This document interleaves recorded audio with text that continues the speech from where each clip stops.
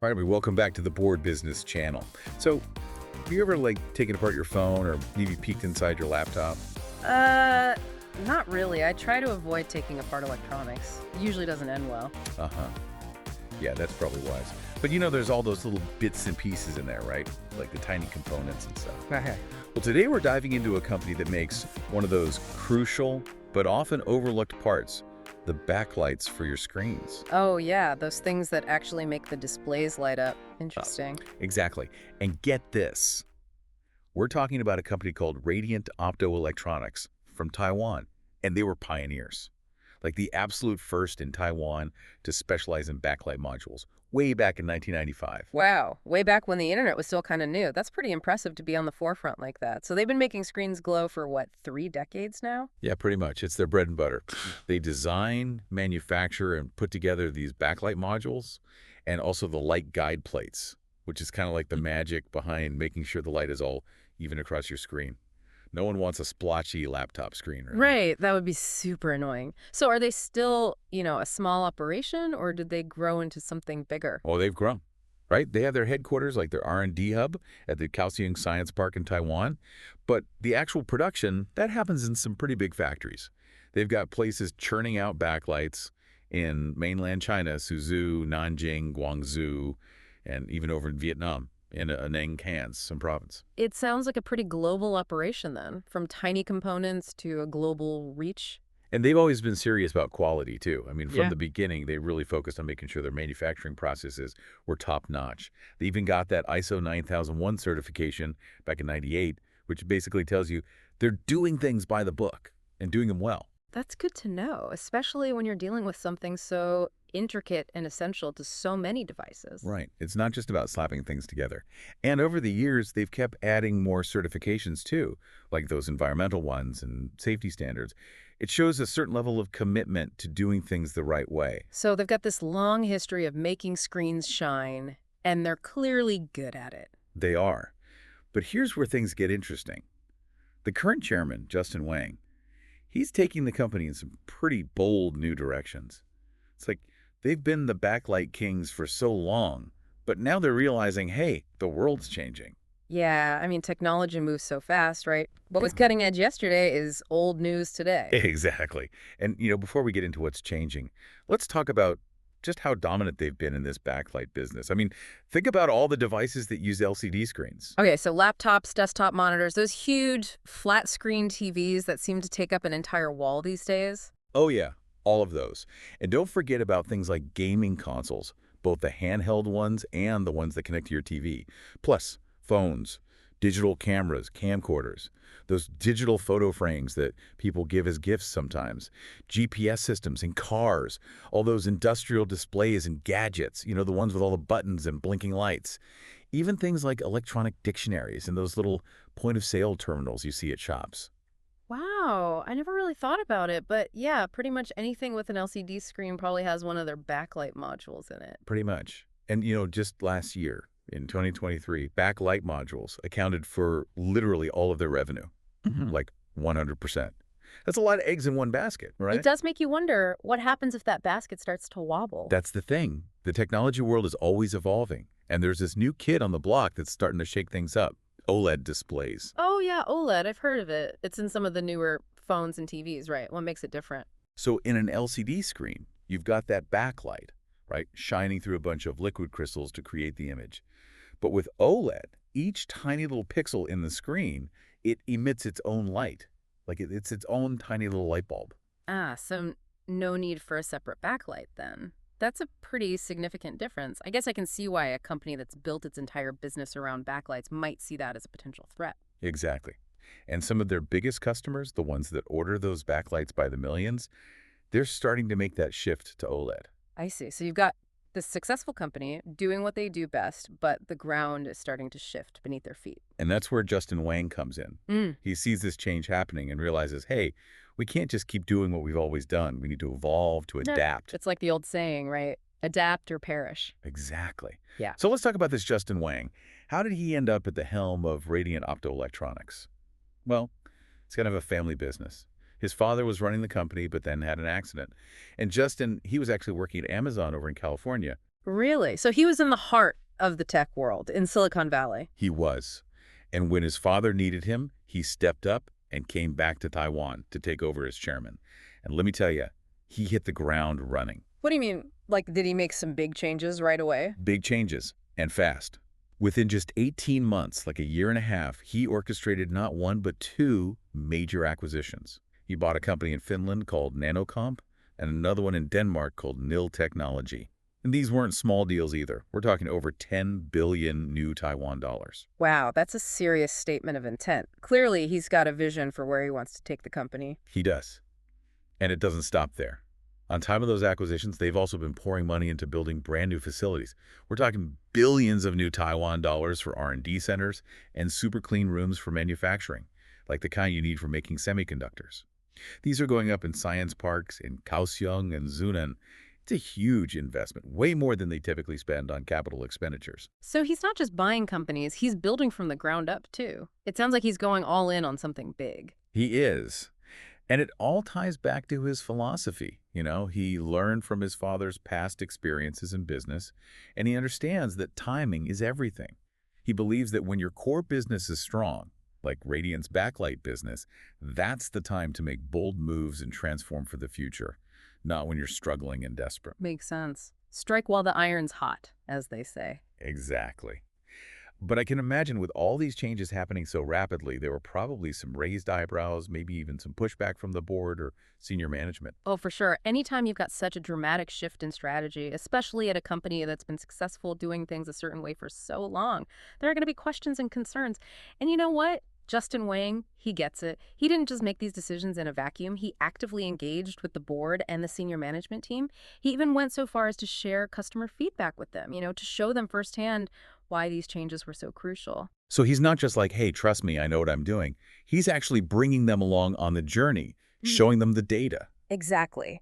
And he didn't forget about the employees either. He realized that all this change, it can create uncertainty and anxiety. So he made a point of communicating with the entire workforce, addressing their concerns, and trying to paint a clear picture of where the company was headed. That's a good leader right there. Someone who understands that change can be scary and who tries to bring everyone along for the ride. Totally.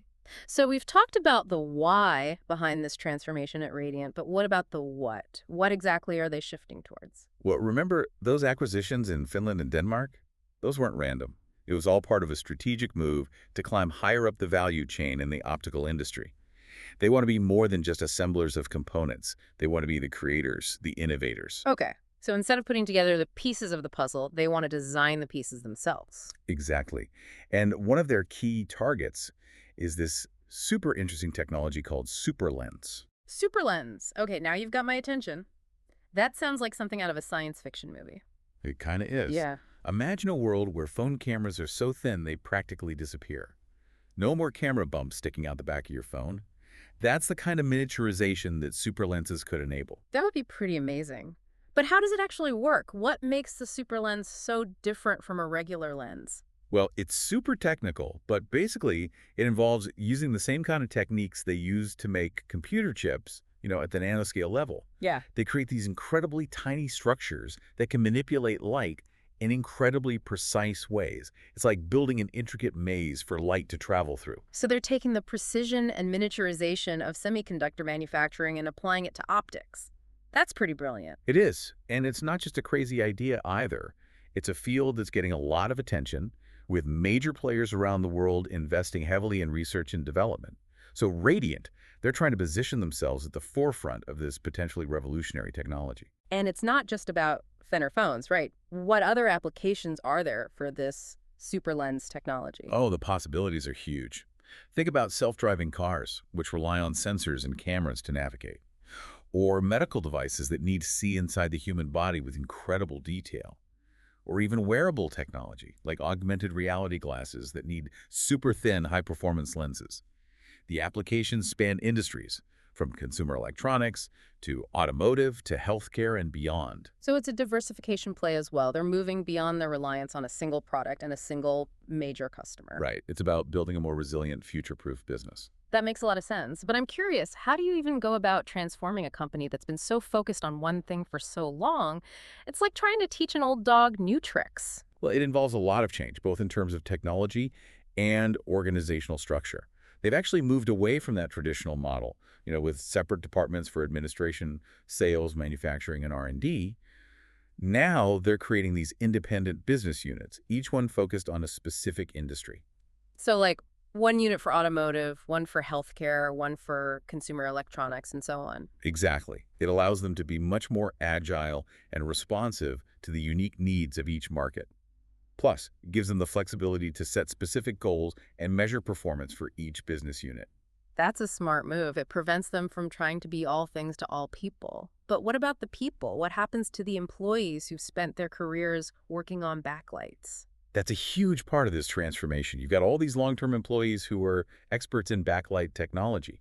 The challenge is helping them adapt to these new areas, to embrace these new technologies. And that's where middle management comes in. Oh yeah, those folks who bridge the gap between the top-level strategy and the day-to-day work. Right.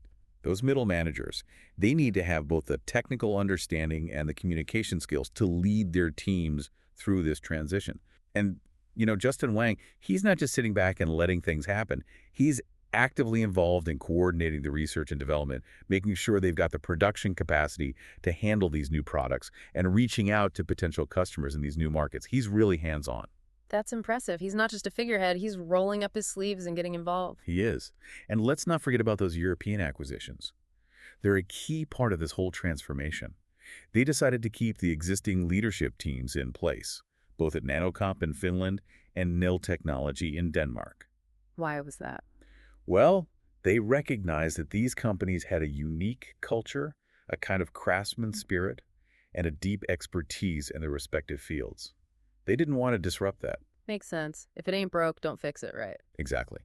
But at the same time, they wanted to make sure everyone was on the same page, working towards the same goals. So they created this integrated management committee with representatives from both Radiant and the acquired companies. It's about finding that balance between preserving the unique strengths of each company and creating a unified strategy for the future. It's like a delicate dance, right? Combining different cultures and expertise without losing what makes each one special. Exactly. Now, of course, Radiant isn't operating in a vacuum. There are other players in this game, right? Absolutely. In the traditional backlight module market, they've got some domestic competition, other Taiwanese companies that are also in that space. But as Radiant moves into these more advanced areas like super lenses and integrated optics, the competitive landscape changes. They're going up against some global tech giants, companies with deep pockets and a lot of experience in bringing cutting-edge technologies to market. So it's a whole new ballgame. They're not just competing on price anymore, but on innovation, on being the first to market with these game-changing technologies. Right. And they also need to convince their customers, those big electronics manufacturers, that these new technologies are worth adopting. It's not enough to just create something amazing. You have to persuade the world that they need it. It's a challenge, for sure. But from what we've seen, Justin Wang, he seems to have the right mindset for this kind of challenge. He's got that Silicon Valley mentality, that willingness to take risks and move fast, even when there's uncertainty. And he's got that determination to figure things out as they go, to adapt and overcome obstacles. So to sum it all up, it sounds like Radiant Opto Electronics is undergoing a pretty incredible transformation under Justin Wang's leadership. They're moving beyond their core backlight business, venturing into uncharted territory with technologies like super lenses, and completely reshaping their company to support this new direction. It's a bold move, for sure. And it really makes you think about the bigger picture, What does it mean for a traditional manufacturing company to embrace such cutting-edge technology?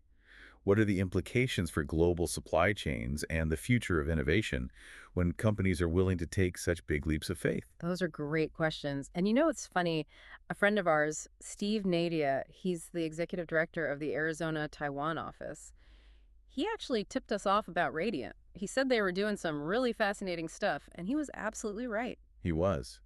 So listeners, if you're interested in learning more about companies that are pushing the boundaries of technology, Radiant Opto Electronics is definitely one to watch.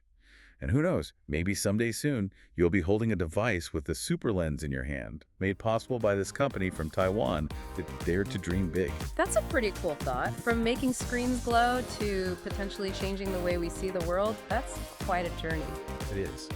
And it's a reminder that innovation can come from anywhere, and that sometimes the biggest breakthroughs come from companies that are willing to reinvent themselves and embrace the unknown. Couldn't have said it better myself. Thanks for listening to the Board Business Channel. Make sure to hit that like button, subscribe, and ring the bell for notifications. We'll see you next time.